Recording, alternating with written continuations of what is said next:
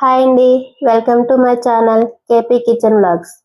నా వీడియోస్ కనుక మీకు నచ్చినట్లయితే లైక్ చేయండి, షేర్ చేయండి అండ్ సబ్స్క్రైబ్ కూడా చేసుకోండి. ఈరోజు నేను మీకు చూపించబోయే రెసిపీ ఏంటంటే ఇన్స్టంట్ దోశ. దోశ పిండి ఇంట్లో లేనప్పుడు ఈజీగా దోశ ఎలా చేసుకోవాలో చూద్దాం రండి. దానికోసం ఒక కప్పు గోధుమ రవ్వ మీకు ఎంత క్వాంటిటీలో కావాలో అంత క్వాంటిటీలో తీసుకోండి. చిన్న కప్పుతో అటుకులు, హాఫ్ కప్ పెరుగు, ఈ 3 ఇంగ్రీడియంట్స్తో ఎంతో హెల్దీ అయిన దోశను ప్రిపేర్ చేసుకుందాం రండి. వీటన్నిటిని నేను చూపిస్తున్న విధంగా మిక్సీ జార్లో వేసుకొని మెత్తటి దోశ బ్యాటర్లా గ్రైండ్ చేసుకోవాలి. ఇక్కడ అటుకులను నేను 2 times వాష్ చేసి తీసుకున్నాను. అందులో 1 కప్ వాటర్, టేస్ట్కి తగ్గ సాల్ట్ వేసుకొని మెత్తగా గ్రైండ్ చేసుకోవాలి.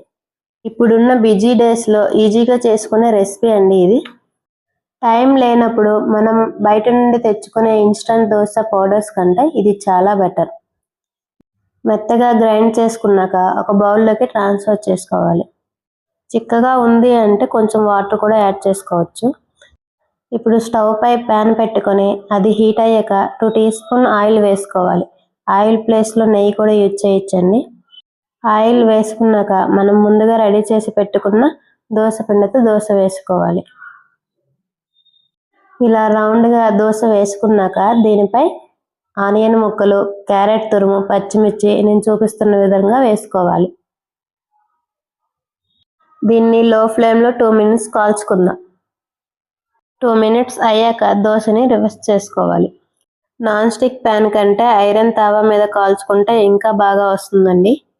రివర్స్ చేశాక 1 minute కాల్చుకొని ప్లేట్లోకి తీసుకోవడమే. చూసారు కదా ఫ్రెండ్స్ ఎంత బాగా వచ్చిందో. ఇప్పుడు నేను ఇంకో దోశ వేసి మీకు చూపిస్తాను.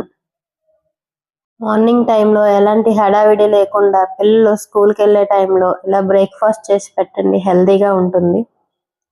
లేదంటే స్కూల్ నుండి ఈవినింగ్ ఇంటికి వచ్చే టైంలో ఇలా చేసి పెట్టుకోవచ్చు. చాలా హెల్తీగా అండ్ టేస్టీగా ఉంటుంది. పిల్లలు ఎంతో ఇష్టంగా తింటారు.